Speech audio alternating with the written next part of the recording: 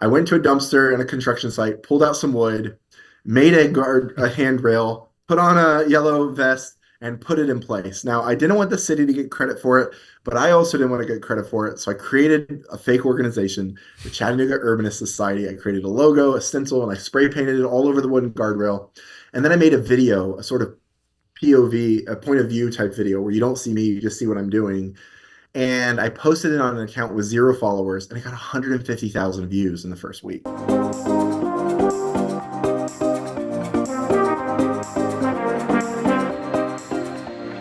Welcome to the Small Nation Podcast, brought to you by CoverLink Insurance, where people are more important than policies. On this show, we unpack lessons from entrepreneurs, break down development strategies, and do deep dives on small town success. Our goal is to provide value to our listeners by hosting conversations that teach, inform, and inspire. Hey everyone, my name is Ethan DeLeon, and I'm here in the studio with the founder and CEO of Small Nation, Jason Duff. Today, we're excited to be virtually hosting armchair urbanist and content creator Jon Jon Wesolowski. Jon, welcome to the show. Hey, thanks for having me, Ethan, Jason. Yeah, Jon, I've been excited about this. Met Jon at the Congress of New Urbanism and the Strong Towns Convention in Cincinnati, Ohio. And Jon happened to be one of the speakers there. And I have to say, I left that session so energized by the work that Jon was doing and the way that he broke down ideas to put spotlights on needs that go unfulfilled in a community, and how he chose to, in his style and his process, to take back his neighborhood and his town. And I'm really excited to kind of unpack that today. But before we get into that, I have to understand, your first name and your last name is pretty unique. What's the history and heritage with that? Yeah, so Jon Jon Wesolowski. The Jon Jon's actually not that unique. In the South, Jon is a normal thing to call a kid named Jonathan, or John even. JFK Jr. went by Jon Jon. I say remember that. That's really a famous one. So yeah. Yeah. And actually, Chattanooga just had a police chief. His name's Jonathan Chambers, and he came up to me and said, "Hey, I want you to know, I used to go by Jon Jon. So my first name's not weird. What's weird is that I kept it into adulthood, and that was because I was just rubbing elbows with too many Jonathans, and we all had to morph into different nicknames. So yeah.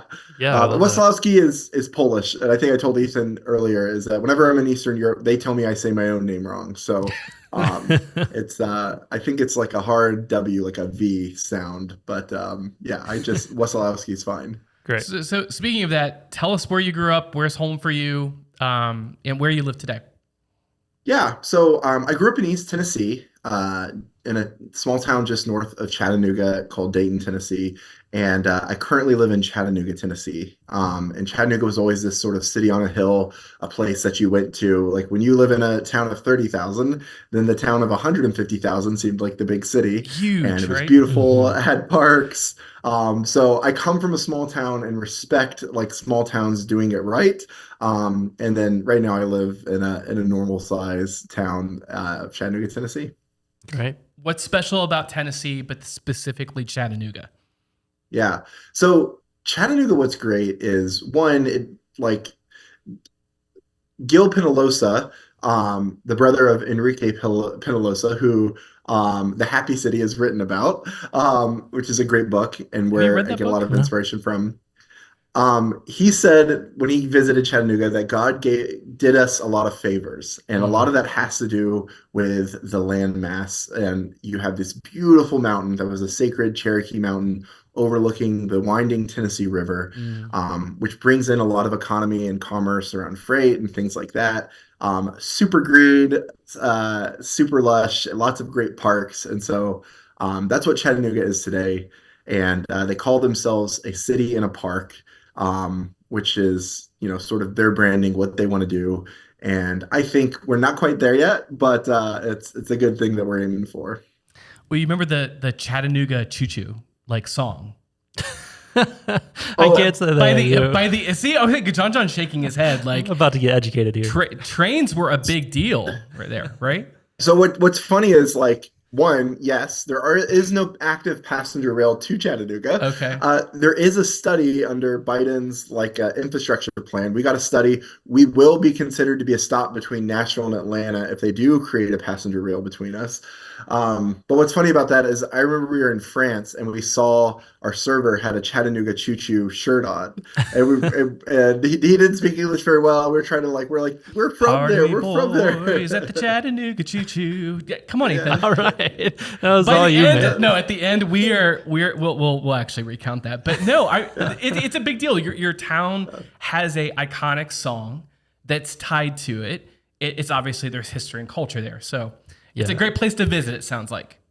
Yeah. Oh yeah. It's a great place to visit, and they're really trying to cash in on that right now. It's really becoming a tourist and hospitality hotspot for people coming through. But it didn't used to be that, so something had to change. And so walk us through, like, when did you move there, and when did you kind of start to get involved in this urbanist movement? Yeah, so Walter Cronkite famously called Chattanooga the dirtiest city in America in 1969. Ouch. Wow. Okay, that doesn't help. And with a mountain just adjacent to downtown, most days of the year you couldn't see it through the pollution. It was an industrial city. It's in a valley.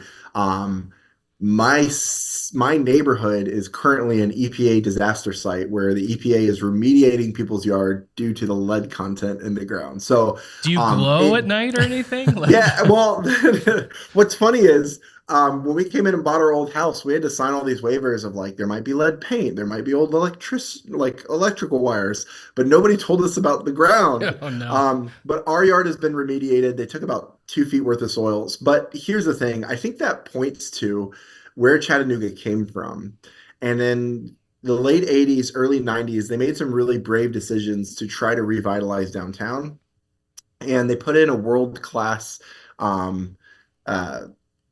aquarium, and they pedestrianized some areas. They turned a car bridge into a full-time pedestrian bridge. I think it's the longest fully pedestrianized bridge in America. It dumps people off into this neighborhood with this street with a lot of shops, and they invested a lot into parks in our downtown core.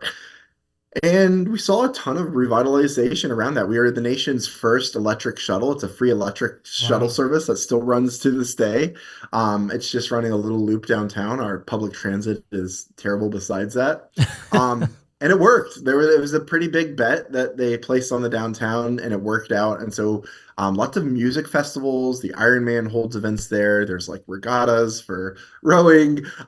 It's got a lot of great natural features. And since the town's been cleaned up since the industrial era, it's just a wonderful place to visit. And that's really what happened there. Now, my story, I come back to Chattanooga in 2020, and this is when I feel like there are two Chattanoogas. There's the one that's set up for you to visit and enjoy and then leave. And then there's a different Chattanooga that you have to live in once you're there full time. And it was sort of this dichotomy of two different identities that started me along this path of making content, explaining what I'm seeing, what are some of the challenges. Because I feel like everyone understands what it feels like to be in a hostile environment, or what it feels like to be in a good environment. They just lack the vocabulary to make that connection of why they feel that way. And that's really what I set out to do, is help people, help translate the feelings that people are feeling that are a result of the built environment. We oftentimes talk about brain types, and one of our podcast guests, Benji Rabhan, helped us break it down that some people have a same brain and some people have a difference brain, meaning that there are people that can walk throughout life that look at similarities and like connect them all. And then there are other people that all they see are what's not the same.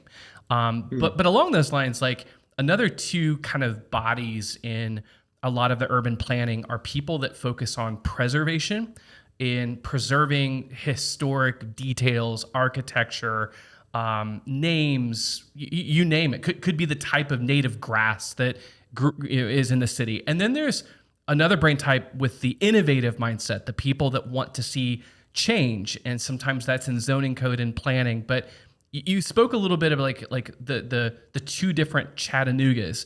Were those two brain types kind of conflicting in that neighborhood, or were there other types of things that were popping up that there were differences that you were seeing? Yeah, I think the theme of today, as you get to know me, is going to be a both and mindset for myself. That in more than one way, I'm ambidextrous. Like, I am And a for those people that hardcore. don't know what that word is, can you break that down? Oh, That's a oh yeah, nice yeah. So word. ambidextrous is just someone who can use both their right and their left hand, right? And so, like when I say this, I mean like in some ways, I am a hardcore preservationist. Yep. In my neighborhood, there is a project where they're restoring an old factory to become a brewery. The Wow. That building helps the urban fabric. My neighborhood is a sort of streetcar neighborhood that is now just single family or just homes, but they're bringing businesses back to the old business places. And so I am all about the change in my neighborhood, which is bringing businesses back online. I'm all for but one of the problems is these parking mandates, we're going to require them to have $250,000 parking lot. And that parking lot was going to use the majority of their land that they wanted to use for outdoor seating and recreational areas and stuff like that. And so one, in order to preserve what was there, I had to advocate for radical change, which is let's get rid of some of these parking minimums. Let's find a way that we can make it a good investment to try to invest in these old buildings. So with what you said, like I don't know, this could seem kind of lame with me saying both, but I find myself identifying both, and I actually think that's important as someone who wants to be a sort of concept translator. Is that I identify with the YIMBY movement, which says build housing at all costs because we're in a crisis. But I also identify with the preservationists that say, okay, let's also think about what we want our neighborhood to look and feel like, and what the long-term repercussions could be if we build cheap buildings that nobody likes and things like that. In great way to say it. And the NIMBY initiative or movement is not in my backyard. Mm-hmm. So NIMBY is kind of that acronym for that. And I think you being a translator, if we can kind of just unpack for those listening, the old way to institute change in a community was going and filling out an application, sending notices to neighboring property owners, and maybe a sign posted that zoning is being changed or a conditional use is maybe being requested for a particular property. And then basically you would go to meetings and everyone would shout at each other. Is that not your experience of the old way of doing things? Well, it's exactly right. It's that while there might be one or two decision makers with the power to say yes, three or four active citizens might have the power of veto to any change. That is to say, if you show up to a city council meeting and there's four or five people that show up to speak out against something, that's crazy because usually nobody is going to come to a city council meeting. So if someone comes to protest the building of new duplexes or apartments or a new business going on in the corner, it's very easy for the voices of less than half a dozen citizens to keep something from happening. And so I would say the old way of doing things, where we get the term NIMBY, not in my backyard, is that of like stifling change. And it sort of created this reactionary movement, which goes by YIMBY, yes, in my backyard. Yeah, And they're kind of like unquestioning, build at all costs sort of things. And I can understand the fear of both. I can understand if I bought a house and everything, the way I've set up my finances, I need this to appreciate, and they're going to do something different in my neighborhood. I could feel how that would be nerve-wracking.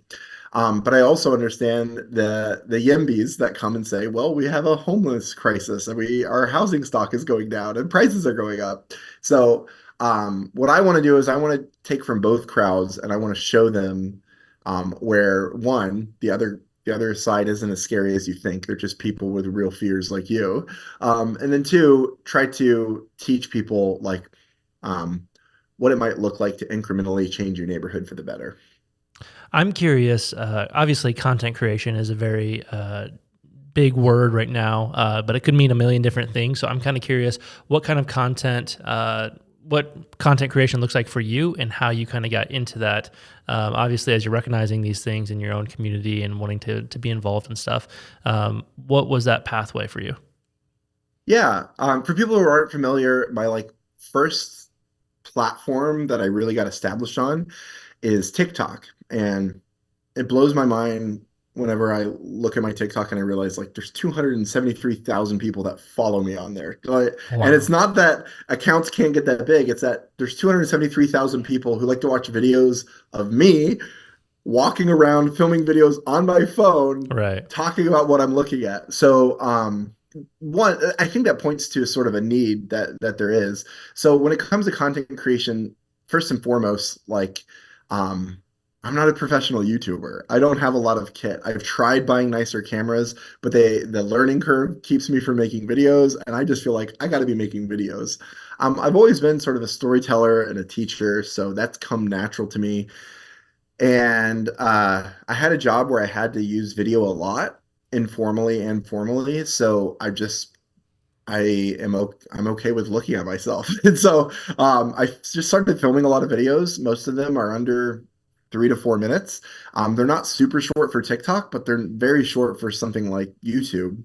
And I just found a niche sort of in that realm where it's just like um, if I can introduce an interesting concept that relates to everybody and then show how it applies to something they might see today, that's going to create an itch in the beginning of the video, and then it's going to scratch it by the end of the video, and that's going to be very satisfying. So what I found is that not only am I finding people whose interests are in urban planning and city design, I'm finding regular everyday people are becoming interested in it as a result. So my process is as much about how I'm going to say what I'm going to say as it is what I'm going to say at the end. When did you discover that this TikTok that you posted on something that you found was important, that other people also found was important too? So first and foremost, my foray into TikTok was by proxy.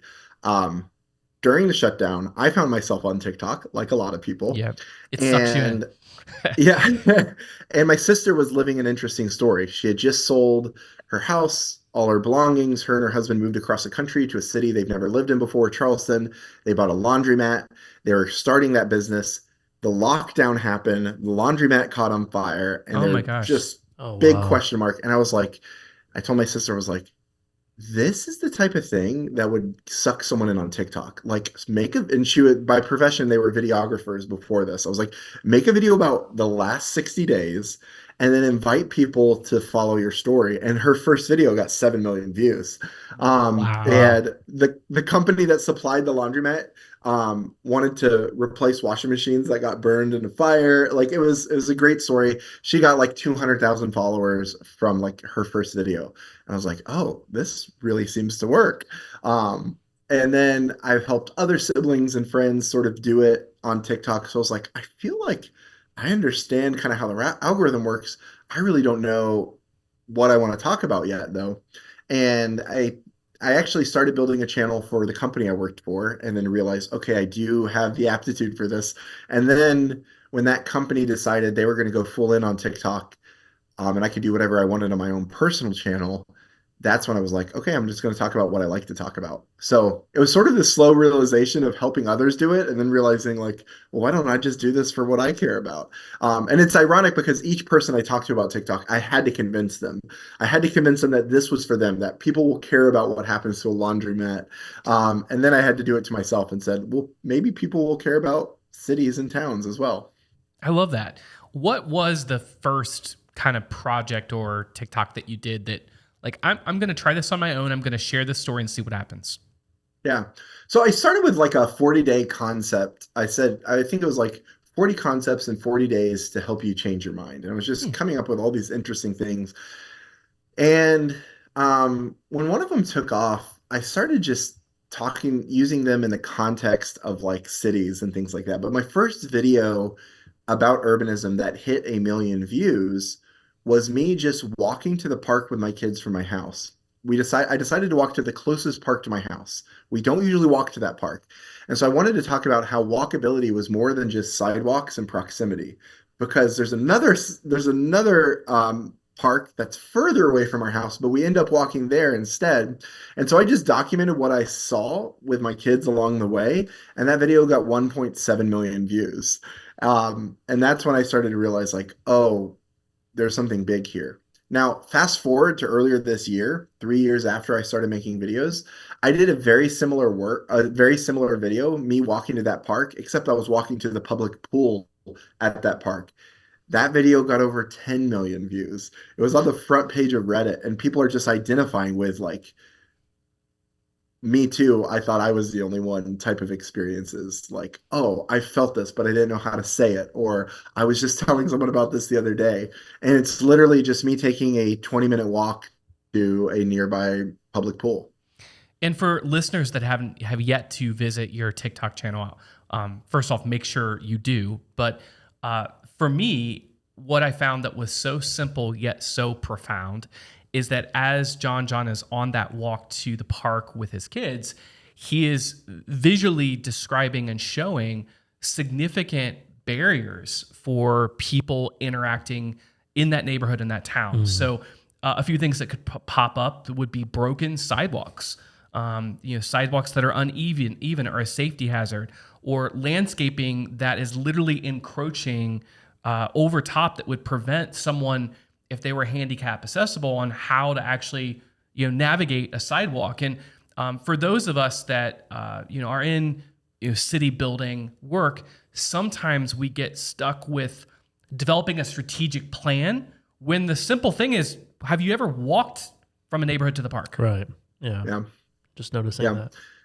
And then the other thing is just pointing out interesting bits of infrastructure, design choices, like not just the neglect, which is what you're touching on right there, which is a huge part of it, but just like, hey, where do we place our telephone poles? We could place them in the verge, which is the spot closest to the road, or we could place them on the other side of the sidewalk. And our design guides put them on the other side of the sidewalk. Well, why do we do that? Well, because they know that cars crash and they want to give cars an area to recover before they hit something solid like a telephone pole or a building. But what's ironic is that that recovery zone is where people are expected to walk. And so you can go and walk and see where they place a guardrail. And if they place it on the far side of the sidewalk, what they're saying is whatever's beyond this barrier is worth protecting. Right. But what is in front of it is collateral damage. Yeah. And so you're like, man, a mom pushing a stroller is expected to be on the bad side of a guardrail. And I think cities have a lot of them have changed their code or have updated where they place guardrails. A lot have not. But definitely those legacy sort of guardrails, you can see exactly where they put them, and it shows you sort of the society's intentions in those places. And those things kind of blow people's minds too. It's just like, oh, it's designed this way. This isn't a good design that's been neglected, or this wasn't a bad idea we've learned from. This is like what we're actively designing our streets to look like in these cases. Yeah, I love that. Talk to us a little bit about the Chattanooga Urbanist Society. How was it born? I know this is kind of a big part of your story here. And as you're talking about, change and inflicting that change, I'd like our audience to hear more about that. Yeah, as I started making the videos, it was at a time where I was becoming more involved politically. I would show up to city council. I would speak at anytime there was a mic or an opportunity. I was taking city officials out to lunch or coffee, trying to learn more and get more involved. And I think it was the frustration of the slow pace of change that happens in government that led me to just see needs around my town that could probably be fulfilled right away. And the first one that sparked this was a guardrail that had been knocked out on a bridge, an overpass in my neighborhood. And though there's probably a work order, the State Department of Transportation, the City Department of Transportation has to figure out whose jurisdiction it is. That takes weeks. And so this guardrail was missing for weeks. And not only was it a liability for cars going through that missing section, it was on a sidewalk where people could walk and fall there. They just put up a piece of caution tape, basically. Yikes. And so I remember thinking, okay, it's hard to fix a concrete barrier in a quick time, but they could have put something up temporary for pedestrians, like a wooden rail or something like that. And then I remember thinking, well, if they did that and it failed, they'd be liable. And then I think, well, I could do that, but if I did it and it failed, I'd be liable. But then a flip switched where I essentially realized if I don't do something and someone falls, I will know that I'm liable. If I can do something, I should do something. So I decided that I didn't have money. I didn't have bandwidth for, financial bandwidth for this. So I went to a dumpster and a construction site, pulled out some wood, made a handrail, put on a yellow vest, and put it in place. Now, I didn't want the city to get credit for it, but I also didn't want to get credit for it. So I created a fake organization, the Chattanooga Urbanist Society. I created a logo, a stencil, and I spray painted it all over the wooden guardrail. And then I made a video, a sort of POV, a point of view type video where you don't see me, you just see what I'm doing. And I posted it on an account with 0 followers, and I got 150,000 views in the first week. I love that. That's one of my favorite stories that you shared. Like, I knew it'd be it's a way to take things into your hands, but then also like building an audience and a movement around other ideas and projects that could be happening in your town or need to happen in your town. All right, at this time, we're going to take a quick break to hear a word from our sponsors. Brew Fountain's voted best beer bar in Ohio. Come visit their award-winning team in downtown Bell Fountain for fresh, local craft beer, soups, salads, sandwiches, wine on tap, and handcrafted cocktails. And they're always available to cater your next event with their boxed lunches and platters. Cheers to Small Nation. Come check out 600 Downtown Pizzeria in downtown Bell Fountain, where they cherish the art of making the most authentic, unique, and delicious, world-famous and award-winning pizzas. Their team hand-spins each pizza the old-fashioned way and only uses the freshest of ingredients. Come see why they were featured on the Food Network. So there's actually an update to that story that you haven't even heard yet, probably, but essentially that made me realize this fake organization I was creating was very much going to become a real organization because people were hungry for this type of action. So we started just looking for needs and fulfilling them. And we're not a 501c3. We're just a mutual aid group. We're just people who respond and show up. And people have donated money, donated resources. There's a construction company that gives us space in their warehouse to work from, their tools to use. And we've built about 90 plus bus benches around town for bus stops that aren't provided with seating. And what's funny about this is our next project would make a video that got over 3 million views, that got us 100,000 followers on the Chattanooga Urbanist Society TikTok. And it was being very critical of the mayor and a decision the mayor made to remove benches from downtown. And the bench that they had removed, once we had called attention to it, they replaced within 72 hours. So, like, our objective was completed, and we haven't pulled any punches. And the following State of the City address, the mayor mentioned us by name as an organization that is often critical of his administration, but he still respects our work. And then just 2 weeks ago, at the State of the City address, where he gives out awards that he calls One Chattanooga Awards, he gave one out to the Chattanooga Urbanist Society. One of four awards given out citywide was given to a group which is often critical of policies that are put in place that are hostile towards pedestrians and homeowners and things like that. And so this really just came full circle a couple of weeks ago where we realized you don't have to pull punches. You can be respected and bring about change without having to wait till you have all the resources, have everything figured out, or land even a huge grant or anything like that. So far, we've just done this with private funding and individual volunteers. And it's really been inspiring. It's really been exciting to be a part of it. That's really cool. And I think I knew you would appreciate that story because I feel like Small Nation definitely has a bent towards action. So I'm curious to ask you this. How do you activate people to start getting involved and making a difference in their community? I feel like that's one of the biggest feedback we get from other communities. So I think people discount storytelling and then inviting people to be a part of it. So the first thing is like the presence of social media for people to think like, look at these people out here being, pretending to be Teenage Mutant Ninja Turtles, like gathering in a warehouse with leaky roofs, using power tools and building stuff. Like it has this real anarchist vibe to it. Like we're just doing stuff. By telling a good story, you can then invite other people to it. So that's the first step is like document what you're doing and show people doing it. And it doesn't have to be flashy. You don't have to pretend that 30 people showed up when no one did. Tell the story that you have, which is there was a log crossing a road and the city freed up the roadway but left the tree crossing the sidewalk. We found someone who had a chainsaw, watched them cut up this tree, and we took care of the next 6 feet of the log, and now the sidewalk's open again. that's two people doing something. Like you could do something like that once a weekend, and then eventually you'll sort of see these little wins. The second thing is to lower the barrier of entry for participation. We have events that involve power tools and experience and stuff like that, but we also have Painting, you did a lot of events. painting, like of the benches. Yep. Yeah. So yeah, so then you have like the power tools and the benches, and then we have the painting of the benches, and then you have even the lowest barrier, which is just trash pickup, where we'll do these things called trash talks, where we'll meet in a part of town, we'll pick up trash, we'll talk about what we see. It's sort of like a trash and learn, like you pick up trash, you learn about the environment. Well, we'll even say in those trash talks, hey, show up. And even if you're unable to pick up trash or fully navigate the area that we're going into, show up to just be a visible presence that increases the visibility of the group that's there. Just you showing up. And it was one of these trash talks that one of our most influential members showed up to and got activated in. He came to pick up trash and then he never left. And he's led some of our biggest projects.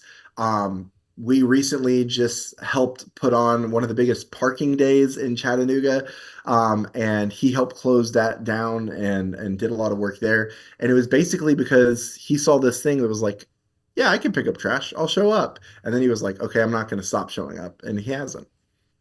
You've made the tent very big. And Yeah. um, how do you handle too that the adversity? I mean, you've achieved some success of making these changes in the neighborhood. Change sometimes ruffles feathers. I know you used the example in the beginning of the bench, disappearing, and now that's come full circle. But for other listeners that are kind of hitting brick walls, any advice for how you overcome those?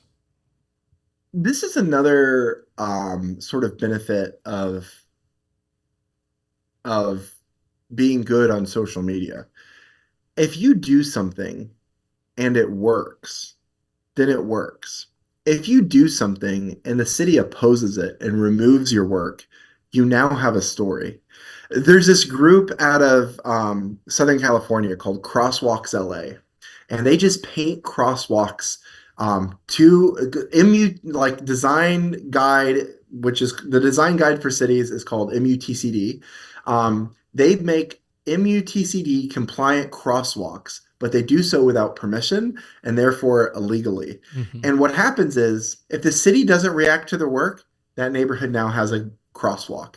If the city does react to their work and goes and removes that crosswalk, now they have a story, which then ends up creating headlines across the country, which is the city that doesn't have the resources to paint a crosswalk has the resources to come and remove crosswalks. And uh, and I sort of love that for people, which is just like you're going to face adversity, but you're just going to start making lemonade out of it. You're starting to realize like it's a better story when there's opposition.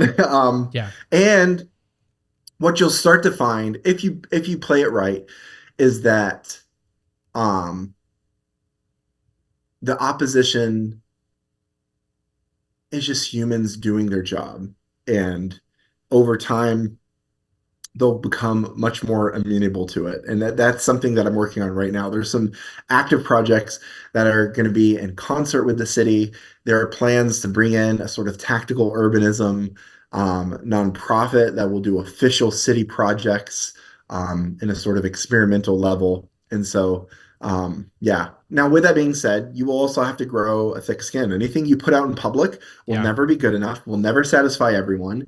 And you'll also get comments where people are like, well, why didn't you think of this angle? Or why don't you talk about this? And it'll even be something you talked about in another video. But if you don't talk about it in every single video, people will be upset that you didn't bring it up. So there will be some thick skin you might have to develop. But the other thing is just like a lot of these challenges are just new opportunities presenting themselves in different forms. And adding to new opportunities, you mentioned comments. How have you leveraged or used comments to grow the work that you're doing or to support your organization? Yeah. So one, if there is a comment, and this is just true of me across the board, but whether it's for the Urbanist Society or my personal accounts, if there's a comment that like I haven't considered, I will literally respond with that. And that's so disarming to be like, hey, actually, I haven't considered that. Thanks for pushing the conversation forward. Here's what I'm thinking right now, but what do you think?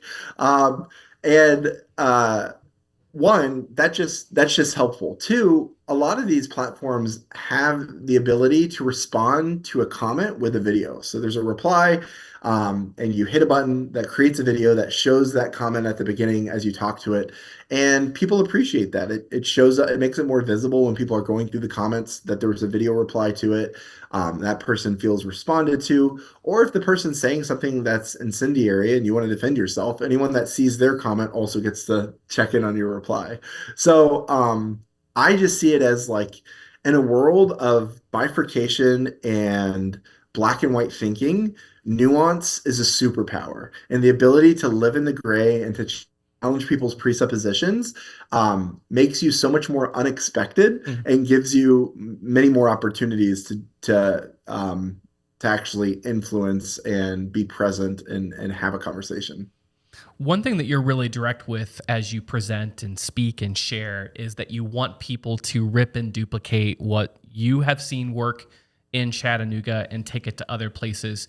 Do you have any examples where that's happening or anything that you're excited about seeing how some of those early projects and success is impacting other towns and communities? Yeah, so uh, uh, there's a person who helped us with our website that said, "Hey, we want to make a website for you. We want to make branding. Tell us what to do. How can we help?" And one of Which the is ideas that awesome, came by the up, way. I checked it out before the podcast. I love the oh, website. cool. Yeah. Yeah, it's like like the first logo was like some clip art of a brick that I found and just the words Chattanooga Urbanist Society. They really took it to the next level. And they said one of the ideas of the brand overhaul that they pitched to us was you could take any city and put it in the font, but keep the logo the exact same. So Kansas City Urbanist Society, Mobile, Alabama Urbanist Society, and a few people have done that. Wow. We've also seen people building benches and sending us their examples, or people just doing stuff in their. We also have this like unofficial motto of like doing it our damn selves, and then like people will like use that as a hashtag or tag us in it, and all of that's really flattering. And I think also just a great example of like when you are committed to getting stuff done and not getting the credit for it, you can just hold it loosely and let people run with it. So that's with the Urbanist Society. On my side of things, I 100% want people to take what I'm doing and run with it. In fact, I even have this like open offer. If anyone ever like reposts me in Spanish or French, I tell them, I was like, if you find a spot in your video in your town that makes sense for a similar video, literally take what I wrote down word for word, translate it in Spanish, repost the whole thing as if it's your original content, and then just tag me in it so that I can see it. I am so happy for this word to get out there that I love the idea of people replicating this in other languages and countries and things like that. And you hear that, and that number one that shows your humility, but also your passion behind what you want to do is you want to make what you have built and started like a fire that's going to impact positive changes in neighborhoods all around the country and all around the world, which I think is super awesome. Yeah. So I got to ask, the Happy Urbanist. It's a title that you've been given and are known by. So where did that come from? And tell me some of the thought process behind that. Yeah. So I started making content in part as a response to the fact that everything that I could find online was sort of negative bent and California focused. So it sort of had this like left coast progressive vocabulary, which is fine, but I knew it wasn't going to fly in East Tennessee. And so I was like, so one thing, I've got to change how I position things. That instead of looking at it as like affordable housing or progressive housing policy, I could look at something similar and say, you know what, this is actually increasing, you know, property rights or something like that, something that just made sense in the American South. And so as I was thinking about this, the other thing I didn't like was not just like the vocabulary that didn't work where I was, but also the tone and the posture, which was just like, yeah, as someone who agrees with these people, I can get fired up by all of their negativity and the attacking and all of that, and it's very easy to fall into that. But I noticed that the more and more I learned about urbanism, the more esoteric it became, and the smaller my group of peers became. And so I was like, how can I flip this on this head? How can I bring more people into this conversation? And I realized like I've got to use simpler language. I've got to define my terms as I'm talking, and I've also got to be approachable. And that's how I feel in real life. And it was actually reading the book The Happy City by Charles Montgomery, which I mentioned earlier, which is about the city of Bogota, Colombia, and Enrique Penalosa, who in just a 2-year term turned the city around to make it more pedestrian friendly and safe and less congested with and better air quality. And I realized when I saw the Happy City, I was like, okay, that's what I want to do. I'm going to brand myself as the Happy Urbanist. That way, it'll feel unnatural for me to record videos without a smile or for me to pile on the negativity too thick. Now, obviously, I'm sometimes posting on really sensitive subject matter, and I don't want to be, I don't know, I don't want to be offensive in how I portray that. So I am a real human being. But for the most part, like I'm guided by positivity and the idea that like change is happening, change is only going to accelerate, then it's going to be for the better. Yeah, I love that. You're giving some great tips for small communities or small towns out there and engaging people behind, some efforts here. But I do want to kind of circle back to something we talked about at the very beginning. You mentioned, Jason, that you ran into each other at a Strong Towns event. And I know we've talked about Strong Towns a little bit in previous episodes, but I want to hear maybe Jon, if you can explain what it is and maybe some of the value you've gotten from being a part of an organization like that. Yeah, Strong Towns is a nonprofit that talks about cities getting things right and tells that story and creates a lot of content around it. But what separates Strong Towns from other organizations is that they're bottom up type people. They're not overlooking the small cities and just focusing on the big stories. But they're also not going to the big cities and saying like, okay, you need to create these policies to tell people how to live their lives. Instead, they're trying to activate people from the grassroots up. And I think it's very peculiar in this day and age when people are trying to figure out, okay, what side are you on before I figure out whether I like you or not. Yeah. And Strong Towns is one of those weird organizations where everyone is accusing it of being something else. People either look at it and they're like, this is a conservative organization that is displaying itself as a progressive organization. Right. But then other people will say, oh, it's just a bunch of commies pretending to be conservative. Yeah, and like really people true. don't know what they're getting with it. And so I'd say Strong Towns is an organization that wants to make cities and towns better places and do so from the bottom up. Great. Yeah, no, I appreciate that. What about you, Jason? Do you have any, what's your experience with Strong Towns? Well, I'm newer to Strong Towns. And in fact, the Cincinnati event was one of the first that I've attended in terms of a national gathering. But I've met a lot of people over the years and read a lot of their materials about this idea of incremental development. And it's just like Jon said, is like, it's very rare you're going to go in with a strategic plan or a master plan or a downtown development plan and follow that exactly as the planners intended. In fact, development is actually very messy. It's, where there is entrepreneurial spark and energy and ideas. And sometimes, an entrepreneur will start out and open up. And we've seen this in Bellefontaine a number of times. Like they want to start out with a tea shop. And then you literally 3 months later, it becomes a boutique or it becomes, a craft beer bar. Like it's just the evolution of ideas and what customers will support, what's needed in the neighborhood. And I think what I love about Strong Towns and a lot of the thought leaders and the content they produce is things are always evolving incrementally. You're seeing things evolve over time. Sure. And I've met some, just like Jon, I've met some really wonderful people in their own lane or their geographic region or the part of their country that are literally rock stars. And so just like hearing the content today, like when I heard him speak, I'm like, I love what you're doing. We're not doing enough of this tactical urbanism, happy urbanism in our town. I want to learn from you. And I think he's a great wealth of knowledge. And on the flip side, because I'm a for-profit private developer, there's a lot of things that I think we can share because we've been doing this for 20 years. And Right. so we can exchange our playbook that maybe helps his town or his neighborhood or his community too. Yeah, that's good stuff. Thanks for sharing that, both of you. Before we kind of move us on to the next part of this show here is, Jon, I just wanted to ask you, what's next on the horizon for you and your business and content creation? What are you thinking? Yeah, so I actually just announced that I am running for city council in Chattanooga. Woohoo! Congrats. Yeah, I have a campaign website, jonjon.community. That's the whole website, jonjon.community. You can go on there to learn more or participate in any way that you see fit. But for me, it's just about answering the call for my city. I feel like the urgency I'm working with is based on the idea that I would love my kids to have the autonomy to explore my wonderful city before they're 16. That means safe, reliable transit. That means streets that they can walk along. I don't want the car to be their first experience with independence Wow. and autonomy. And so that's my aim right now.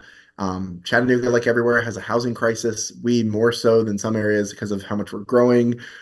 We have a pedestrian safety crisis, and we have a lot of money coming in on big projects. And I'm afraid the little things are going to be overlooked. And so that's really what I'm focusing on now. Yeah, great. Thanks for sharing that. Really exciting. I'm going to move us into our rapid fire Q&A here. First question is, are you right or left-handed? I'm ambidextrous. We heard that this earlier. You're actually ambidextrous. So are you that in life and in brain? Yes. So let me actually. You're the first. That's impressive. Let me back up. I no longer can write with both hands, but I'm dominant in each hand in different things. So if I were to throw football or baseball with you, right-handed. Okay. If I were to write you a letter, left-handed. Really? And so if I were musical and played guitar, I think I would be right-handed. Like, it just, at some point I had to choose which side. And with sports like baseball, I inherited a right-handed glove, so I throw right-handed. And then things like writing, there is no right or left-handed pen. I just use my dominant left hand. Yeah. Wow. So I love that. I'm gonna take the next question. Sure. Is, what hobbies do you have? So when you're not out like doing all your TikToks and helping your community, what are things that you have, hobbies that you enjoy doing? Great question.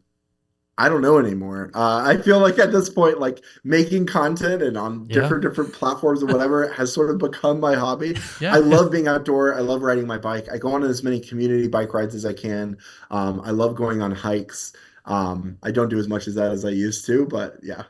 Love that. I feel that your interest becomes your business, and that's all you do. Yeah. Cool. What is one community or city that has that has done urbanism well, in your opinion, or some place that inspires you as you're doing your work? Yeah. If you're watching my content recently, it's going to feel like I'm beating a dead horse. But Durham, North Carolina has actually inspired me lately. Not in part because it's the best city I've ever been to or that it has everything done right. It's actually because it has made changes despite inheriting some pretty, the same things all cities have inherited recently, and they've begun to flatten the curve on some of the housing crisis issues. And so beginning in 2019 and then some sweeping changes that they did last year, they're really addressing things like housing and transit, and I think it's wonderful. Yeah, that's Great city. Good examples. Let's check it out. And then the last question I have here for you for this segment is, when are you coming to visit Bellefontaine, Ohio? It's on his list. I have been bending his ear with that. So I would be happy to come. The challenge right now is this election is in March, and every weekend it seems between now and then is completely booked. I would love to come beginning of next year or middle of next year. Second quarter next year. We're excited to host you, so we'll keep working on that. Great. Yeah. And then these are just a couple questions we ask every guest. And the first one is, what is one professional development resource that was impactful for you? I know you already mentioned a couple books, but just something that you can point our listeners to continue to glean information. It's a platform. It's called Libby, or sometimes it's called Overdrive. Mm-hmm. It's an audiobook platform through your local library. So, fun fact, I am a little bit dyslexic. I love reading, but would always read less than 10 books a year because it just was that much work. Once I started telling myself that reading with my ears was a real thing. I started listening to upwards of 70 to 100 books a year, and I could do it free through my library. So look up Libby. In some places, it's called the Overdrive app.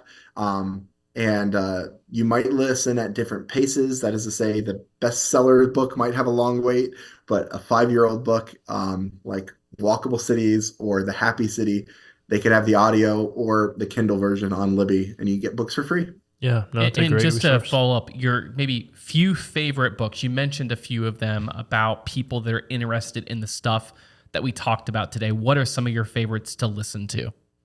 Yeah, great question. So a sort of like you can't miss this book on your pathway to city design and urbanism is The Life and Death of Great American Cities by Jane Jacobs.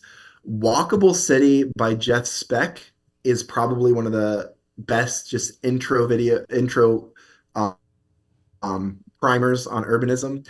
And then Strongtown has put out 3 great books, but the one that surprised me the most is Confessions of a Recovering Engineer, which is just about the transit side of cities, like the roads and pathways. Um, some other not book resources, if I just while I have the mic, Not Just Bikes on YouTube.